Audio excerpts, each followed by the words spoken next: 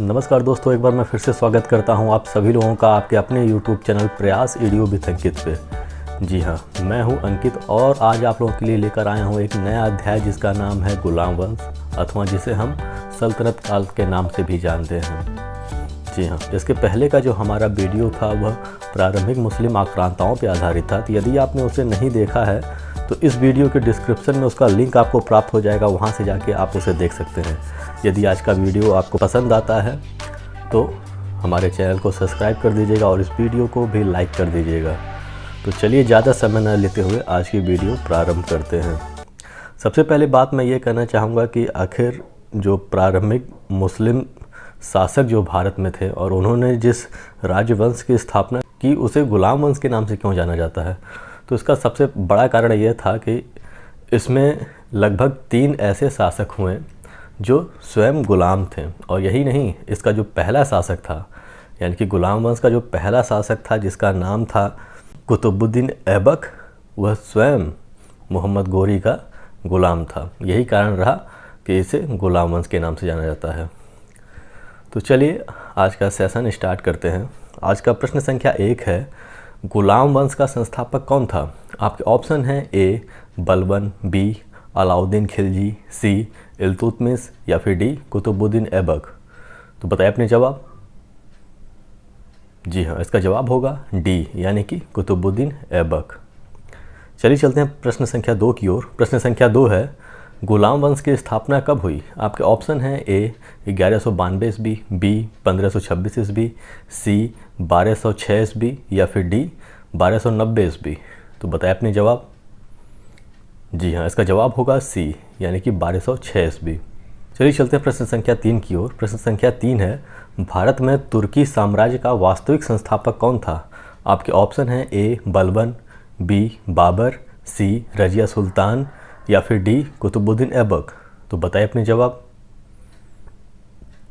जी हाँ, इसका जवाब होगा डी, यानी कि कुतुबुद्दीन ऐबक। चलिए चलते हैं प्रश्न संख्या 4 की ओर। प्रश्न संख्या 4 है, कुतुबुद्दीन ऐबक किसका गुलाम था? आपके ऑप्शन हैं ए मोहम्मद गोरी का, बी महमूद गजनवी का, सी मोहम्मद बिन कासिम का या फिर डी बाबर का। तो बताइए अपने जवाब। जी हाँ, इसका जवाब होगा ए, यानी कि मोहम्मद गोरी का। चलिए चलते हैं प्रश्न संख्या 5 की ओर। प्रश्न संख्या 5 है, कुतुबुद्दीन ऐबक ने अपनी राजधानी कहाँ बनाई? आपके ऑप्शन हैं ए दिल्ली, बी सिंध, सी मुल्तान अथवा डी लाहौर। तो बताएं अपने जवाब। जी हाँ, इसका जवाब होगा डी, यानी कि लाहौर। चलिए चलते हैं प्रश्न संख्या 6 की ओर। प्रश्न संख्या 6 है, कुतुब मीनार की नींव किसने डाली थी? आपके ऑप्शन हैं ए मोहम्मद गोरी, बी कुतुबुद्दीन ऐबक ने, सी इल्तुतमिश अथवा डी बलबन ने। तो बताएं अपने जवाब। जी हाँ, इसका जवाब होगा बी, यानी कि कुतुबुद्दीन ऐबक ने। कुतुबुद्दीन ऐबक ने दिल्ली के नज़दीक ही महरौली नामक स्थान पर कुतुब मीनार का निर्माण कराया था। नीचे कुतुब मीनार का चित्र प्रदर्शित किया जा रहा है। चलिए चलते हैं प्रश्न संख्या 7 की ओर। प्रश्न संख्या 7 है, दिल्ली का कुव्वत उल इस्लाम मस्जिद किसने बनवाया था? आपके ऑप्शन हैं ए इल्तुतमिश, बी बलबन, सी कुतुबुद्दीन ऐबक अथवा डी मोहम्मद गोरी। बताइए अपने जवाब। जी हाँ, इसका जवाब होगा सी, यानी कि कुतुबुद्दीन ऐबक ने। यानी कि दिल्ली का कुव्वत उल इस्लाम मस्जिद कुतुबुद्दीन ऐबक ने बनवाया था और यह मस्जिद भी जो कुतुब मीनार परिसर है वहीं बनवाया गया है। नीचे इसका चित्र प्रदर्शित किया जा रहा है। चलिए चलते हैं प्रश्न संख्या 8 की ओर। प्रश्न संख्या 8 है, अजमेर के 2.5 दिन का झोपड़ा नामक मस्जिद का निर्माण किसने करवाया था? आपके ऑप्शन हैं ए इल्तुतमिश, बी बलबन, सी रजिया अथवा डी कुतुबुद्दीन ऐबक। तो बताएं अपने जवाब। जी हाँ, इसका जवाब होगा डी, यानी कि कुतुबुद्दीन ऐबक। अजमेर के 2.5 दिन का जो झोपड़ा था वह कुतुबुद्दीन ऐबक ने बनवाया था। ऐसा माना जाता है कि यह जो मस्जिद था यह मात्र 2.5 दिन में ही बन के कम्प्लीट हो गया था, इसलिए इसे 2.5 दिन का झोपड़ा कहा जाता है। ऐसा भी मानना है कि इस मस्जिद के स्थान पे पहले संस्कृत विश्वविद्यालय स्थापित था, जिसे तोड़कर यहाँ पे इस मस्जिद का निर्माण कराया गया था। नीचे इस मस्जिद का चित्र प्रदर्शित किया जा रहा है। चलिए चलते हैं प्रश्न संख्या 9 की ओर। प्रश्न संख्या 9 है, दिल्ली के किस सुल्तान को लाख बख्श के नाम से जाना जाता है? आपके ऑप्शन हैं ए रजिया सुल्तान, बी बलबन, सी कुतुबुद्दीन ऐबक या फिर डी इल्तुतमिश। बताइए अपने जवाब। जी हाँ, इसका जवाब होगा सी, यानी कि कुतुबुद्दीन ऐबक। कुतुबुद्दीन ऐबक को लाख बख्श के नाम से जाना जाता था। लाख बख्श का अर्थ होता है लाखों का दाता, यानी कि बहुत अधिक पैसे दान देने वाला। असल में जब भारत में इस्लाम धर्म के राज्य की स्थापना हुई तो लोगों में एक तरह की खास नाराज़गी थी। मतलब ऐसा होता ही है कि जब नया राजवंश की स्थापना होती है वो भी युद्ध के माध्यम से, तो लोग उतने प्रसन्न नहीं रहते हैं क्योंकि उन्होंने अपनों को खोया होता है। तो इसीलिए ये जो दिल्ली का प्रथम सुल्तान था यानी कि कुतुबुद्दीन ऐबक, ये लोगों में बहुत ज़्यादा पैसे बांटा करता था और गरीबों की मदद किया करता था ताकि फिर से सामान्य हो सके और जो लोग हैं वो इस राजवंश को स्वीकार कर सकें। चलिए चलते हैं प्रश्न संख्या 10 की ओर। प्रश्न संख्या 10 है, गुलाम वंश के किस शासक की मृत्यु चौगान खेलते समय घोड़े से गिर जाने के कारण हो गई? आपके ऑप्शन हैं ए ऐबक, बी बलबन, सी हुमायूं या फिर डी इल्तुतमिश। तो बताएं अपने जवाब। जी हाँ, इसका जवाब होगा ए, यानी कि ऐबक। जी हाँ, कुतुबुद्दीन ऐबक की जो मृत्यु थी वो 1210 ईस्वी में चौगान खेलते समय घोड़े से गिरकर हो गई। चौगान आजकल जिसे हम पोलो खेल के नाम से जानते हैं, जिसका चित्र नीचे प्रदर्शित किया गया है, यही खेल खेलते समय कुतुबुद्दीन ऐबक घोड़े से गिरकर अपनी जान गंवा बैठता है। चलिए चलते हैं प्रश्न संख्या 11 की ओर। प्रश्न संख्या 11 है, कुतुबुद्दीन को कहाँ दफनाया गया था? आपके ऑप्शन हैं ए लाहौर, बी दिल्ली, सी गौर या फिर डी आगरा। तो बताएं अपने जवाब। जी हाँ, इसका जवाब होगा ए, यानी कि लाहौर। नीचे जो चित्र प्रदर्शित किया जा रहा है यह लाहौर स्थित कुतुबुद्दीन का मकबरा ही है। चलिए चलते हैं प्रश्न संख्या 12 की ओर। प्रश्न संख्या 12 है, कुतुबुद्दीन ऐबक का उत्तराधिकारी कौन था? आपके ऑप्शन हैं ए इल्तुतमिश, बी बलबन, सी आराम शाह या फिर डी रजिया सुल्तान। तो बताएं अपने जवाब। जी हाँ, इसका जवाब होगा सी, यानी कि आराम शाह। देखिए 8 महीनों तक केवल इसने शासन किया आराम शाह ने। इसके बाद 1211 ईस्वी में इल्तुतमिश ने इसकी हत्या कर दी और बाद में स्वयं ही सुल्तान बन गया। अब ये जो इल्तुतमिश था ये दूसरा गुलाम था जिसने गुलाम वंश पे शासन किया। चलिए चलते हैं प्रश्न संख्या 13 की ओर। प्रश्न संख्या 13 है, इल्तुतमिश किसका गुलाम था? आपके ऑप्शन हैं ए आराम शाह का, बी रजिया का, सी बलबन का या फिर डी कुतुबुद्दीन ऐबक का। तो बताएं अपने जवाब। जी हाँ, इसका जवाब होगा डी, यानी कि कुतुबुद्दीन ऐबक का। जी हाँ, इल्तुतमिश जो था वह कुतुबुद्दीन ऐबक का गुलाम था, जिस प्रकार कुतुबुद्दीन ऐबक मोहम्मद गोरी का गुलाम था। तो आप देख रहे हैं ना कि यहाँ पे दूसरा शासक हुआ जो खुद एक गुलाम था लेकिन शासक बन बैठा। चलिए चलते हैं प्रश्न संख्या 14 की ओर। प्रश्न संख्या 14 है, कुतुबुद्दीन ऐबक ने अपनी पुत्री का विवाह किसके साथ की थी? आपके ऑप्शन हैं ए बलबन, बी महमूद शाह, सी आराम शाह या फिर डी इल्तुतमिश। तो बताएं अपने जवाब। जी हाँ, इसका जवाब होगा डी, यानी कि इल्तुतमिश। देख रहे हैं ना, कुतुबुद्दीन ऐबक अपनी पुत्री का विवाह इल्तुतमिश यानी कि अपने गुलाम के साथ करता है। और इसी बात से यह पता चलता है कि गुलाम केवल नाम के ही गुलाम थे, असल में वह प्रशासनिक व्यवस्था में काफ़ी वर्चस्व रखते थे और काफ़ी प्रभावशाली भी हुआ करते थे। चलिए चलते हैं प्रश्न संख्या 15 की ओर। प्रश्न संख्या 15 है, लाहौर से राजधानी को स्थानांतरित कर दिल्ली किसने लाया? आपके ऑप्शन हैं ए आराम शाह, बी इल्तुतमिश, सी कुतुबुद्दीन अथवा डी बलबन। बताएं अपने जवाब। जी हाँ, इसका जवाब होगा बी, यानी कि इल्तुतमिश। यानी कि कुतुबुद्दीन ऐबक ने जो राजधानी लाहौर बनाई थी, उस राजधानी को लाहौर से दिल्ली लाने का जो कार्य था वो इल्तुतमिश ने किया। चलिए चलते हैं प्रश्न संख्या 16 की ओर। प्रश्न संख्या 16 है, दिल्ली के अमीरों का सर्वप्रथम दमन किसने किया? आपके ऑप्शन हैं ए बलबन, बी इल्तुतमिश, सी रजिया सुल्तान अथवा डी कुतुबुद्दीन ऐबक। बताएं अपने जवाब। जी हाँ, इसका जवाब होगा बी, यानी कि इल्तुतमिश। अभी जो अमीर हुआ करते थे वो हर प्रशासन में हस्तक्षेप किया करते थे और कई बार जब शासक कमज़ोर हो जाया करते थे तो इनका हस्तक्षेप कुछ ज़्यादा ही बढ़ जाया करता था। तो इल्तुतमिश जब नया शासक बना और उसे लगा कि ये लोग हमेशा हस्तक्षेप कर रहे हैं हमारे साम्राज्य में, तो इन्होंने उसका पतन करना प्रारंभ कर दिया। चलिए चलते हैं प्रश्न संख्या 17 की ओर। प्रश्न संख्या 17 है, वह पहला तुर्क सुल्तान कौन था जिसने सर्वप्रथम शुद्ध अरबी सिक्के जारी किए? आपके ऑप्शन हैं ए बलबन, बी आराम शाह, सी इल्तुतमिश अथवा डी अलाउद्दीन महमूद शाह। बताएं अपनी जवाब। जी हाँ, इसका जवाब होगा सी, यानी कि इल्तुतमिश। चलिए चलते हैं प्रश्न संख्या 18 की ओर। प्रश्न संख्या 18 है, इक्ता प्रणाली किसने प्रारंभ किया? आपके ऑप्शन हैं ए इल्तुतमिश, बी आराम शाह, सी बलबन अथवा डी कुतुबुद्दीन। बताएं अपनी जवाब। जी हाँ, इक्ता प्रणाली जो था वह इल्तुतमिश ने जारी किया। अब इस प्रणाली में सैनिक व अधिकारियों को वेतन के रूप में भूमि का कुछ हिस्सा दे दिया जाता था, जिसमें वह किसानों के माध्यम से या स्वयं खेती करते थे और अपने आमदनी को प्राप्त करते थे। चलिए चलते हैं प्रश्न संख्या 19 की ओर। प्रश्न संख्या 19 है, कुतुब मीनार का निर्माण कार्य किसने पूरा करवाया? आपके ऑप्शन हैं ए बलबन, बी आराम शाह, सी कुतुबुद्दीन ऐबक अथवा डी इल्तुतमिश। बताएं अपनी जवाब।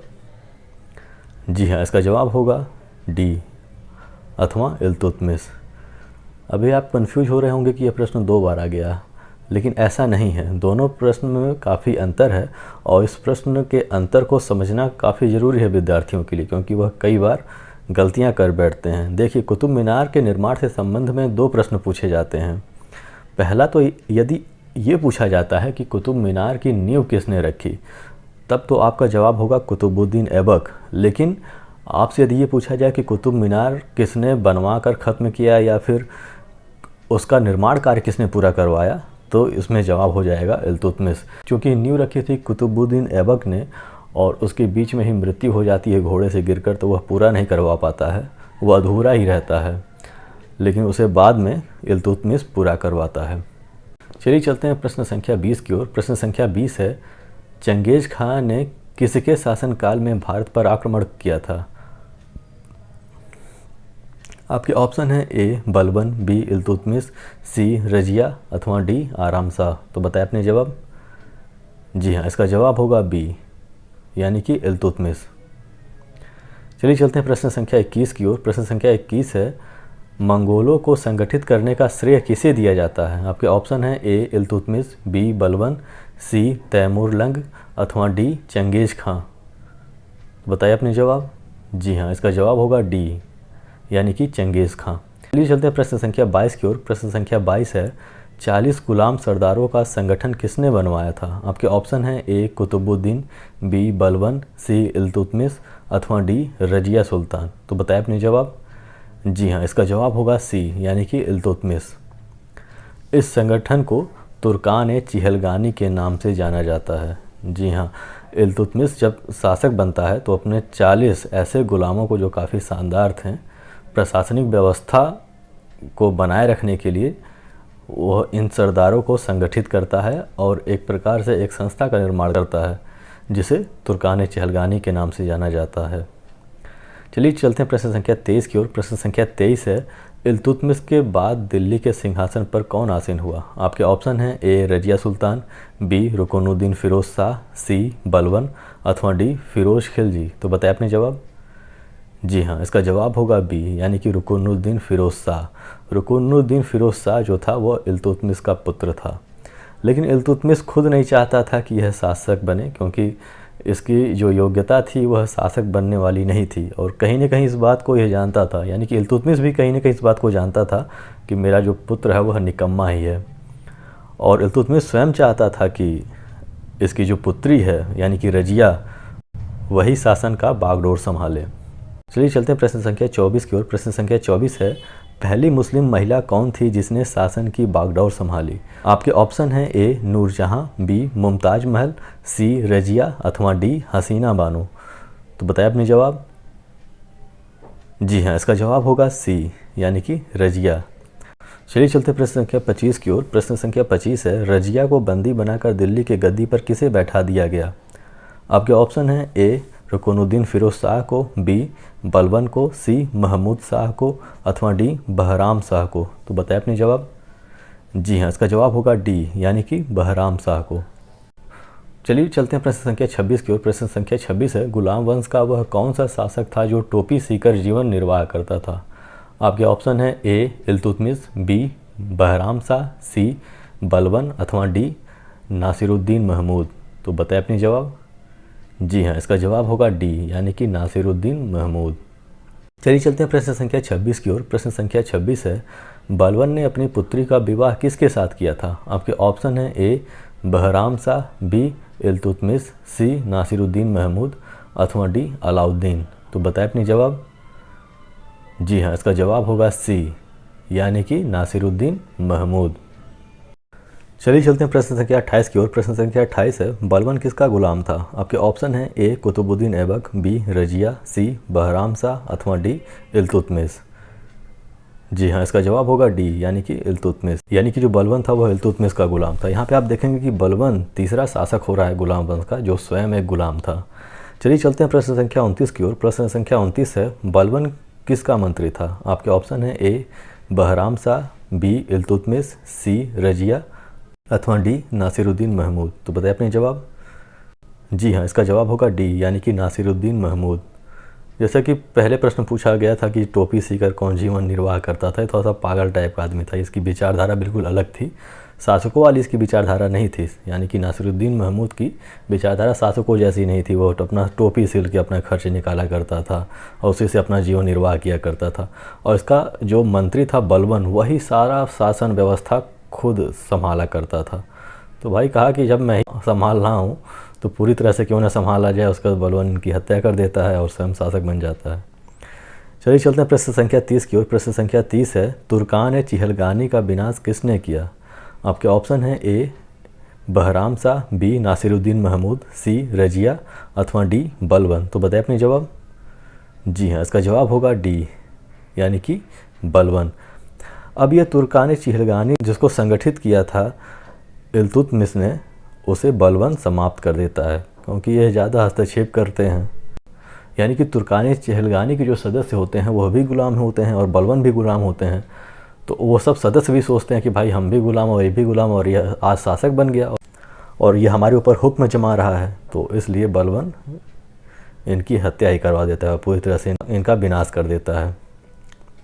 चलिए चलते हैं प्रश्न संख्या 31 की ओर। प्रश्न संख्या 31 है, बलबन किस नाम से दिल्ली की गद्दी पर बैठा? आपके ऑप्शन है ए शमसुद्दीन बलबन, बी अलाउद्दीन बलबन, सी गयासुद्दीन बलबन अथवा डी जलालुद्दीन बलबन। बताएं अपने जवाब। जी हाँ, इसका जवाब होगा सी, यानी कि गयासुद्दीन बलबन। जी हाँ, बलबन जो था वो 1266 ईस्वी में गयासुद्दीन बलबन के नाम से दिल्ली की गद्दी पर आसीन हुआ। चलिए चलते हैं प्रश्न संख्या 32 की ओर। प्रश्न संख्या 32 है, राज दरबार में सिजदा और पैबोस की प्रथा किसने चलाई? आपके ऑप्शन है ए अलाउद्दीन खिलजी, बी बहाउद्दीन ने, सी रजिया ने अथवा डी बलबन ने। बताइए अपने जवाब। जी हाँ, इसका जवाब होगा डी, यानी कि बलबन ने। यानी कि राज दरबार में सिजदा और पैबोस की जो प्रथा थी वह बलबन ने चलाई थी। अब ये जो सिजदा और पैबोस क्या होता है, तो सिजदा यानी कि सर झुकाकर सलाम करना शासक को, और पैबोस का अर्थ होता है यानी कि दंडवत प्रणाम करना, यानी कि पूरा ज़मीन पे लेट कर प्रणाम करना। इस तरह की जो प्रथाएं थी वह बलबन के समय में चलती थी। जो उसके महल में जो मिलने आता था, यानी कि उसके राज दरबार में जो मिलने आता था, तो वो इसी तरह से इसका अभिवादन करता था। चलिए चलते हैं प्रश्न संख्या 33 की ओर। प्रश्न संख्या 33 है, गुलाम वंश का अंतिम शासक कौन था? आपके ऑप्शन हैं ए बलबन, बी शमसुद्दीन, सी अलाउद्दीन अथवा डी जलालुद्दीन। तो बताएं अपनी जवाब। जी हाँ, इसका जवाब होगा बी, यानी कि शमसुद्दीन। शमसुद्दीन जो होता है वो गुलाम वंश का अंतिम शासक होता है। चलिए चलते प्रश्न संख्या 34 की ओर। प्रश्न संख्या 34 है, गुलाम वंश के बाद दिल्ली सल्तनत पर किस वंश के शासकों का अधिकार हो गया? आपके ऑप्शन है ए खिलजी वंश, बी तुगलक वंश, सी सैयद वंश अथवा डी मुगल वंश। तो बताएं अपनी जवाब। जी हाँ, इसका जवाब होगा ए, यानी कि खिलजी वंश। यानी कि ये जो अंतिम शासक होता है शमसुद्दीन, उसकी हत्या कर दी जाती है और उसके बाद यहाँ पे यानी कि दिल्ली पे खिलजी वंश का शासन स्थापित हो जाता है। प्रश्न संख्या 34 आज का हमारा अंतिम प्रश्न था, लेकिन वीडियो खत्म करने से पहले कुछ ऐसी जानकारी देना चाहता हूं जो कि कर के संबंध में है, यानी कि सल्तनत काल में उनके आय का स्रोत क्या होता था, इसके बारे में थोड़ा हम जान लेते हैं कि कितने प्रकार के कर चलते थे। तो एक कर जो था वह खराज था। तो जो खराज था वह गैर मुसलमानों से लिया जाने वाला भूमि कर था, यानी कि ऐसे किसान जो मुस्लिम नहीं थे उनसे लिया जाता था खराज, यह एक प्रकार का कर था। दूसरा है जजिया। ये जो जजिया था यह एक प्रकार का धार्मिक कर था, किसी मुस्लिम राज्य में रहने के लिए गैर मुसलमानों को देना पड़ता था। यानी कि यदि आप किसी ऐसे राज्य में रहते थे जो इस्लाम धर्म पर आधारित हो, लेकिन आप इस्लामिक नहीं हैं, यानी कि आप किसी और धर्म से संबंध रखते हैं, तो वहाँ पे आपको पूजा पाठ करने के लिए और अपनी सारी क्रियाविधि करने के लिए उन्हें जजिया कर देना ही पड़ेगा। ऐसा ही नियम था पहले, यह एक प्रकार का कर होता था।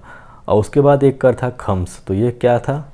तो ये जो लूटे हुए अथवा कहीं दबे हुए संपत्ति का कुछ हिस्सा जो था वह सुल्तान को कर के रूप में देना पड़ता था।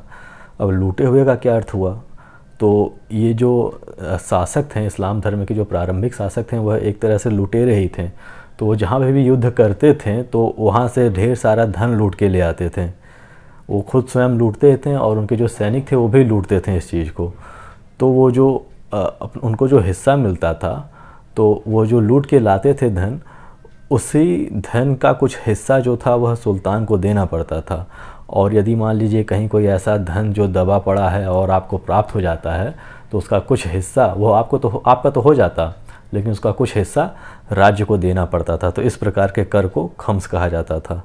फिर एक प्रकार का जो कर है वह है ज़कात। तो ज़कात क्या होता था? ज़कात है वह इस्लाम में एक प्रकार का दान है जो धार्मिक रूप से आवश्यक है और इसे कर के रूप में देखा जाता है। तो इसमें कहा जाता है कि ऐसे लोग जिसे अल्लाह धन दौलत दे रहे हैं, धन दौलत से उन्हें मतलब वाकिफ़ किए हैं, उनके पास धन दौलत है, तो ऐसे लोगों को चाहिए कि वह गरीब मुसलमानों को उसमें से कुछ अपना हिस्सा दे। तो ऐसे लोग ज़कात के रूप में कर दिया करते थे। तो इसी के साथ आज का वीडियो समाप्त होता है। आशा करता हूँ कि आपको यह वीडियो पसंद आया होगा। यदि पसंद आया तो इसे लाइक कर दीजिए और हमारे चैनल को सब्सक्राइब कर दीजिए ताकि आप हमारे साथ आगे भी बने रहें। तो चलिए इसी के साथ आज की वीडियो समाप्त करते हैं। बहुत बहुत धन्यवाद।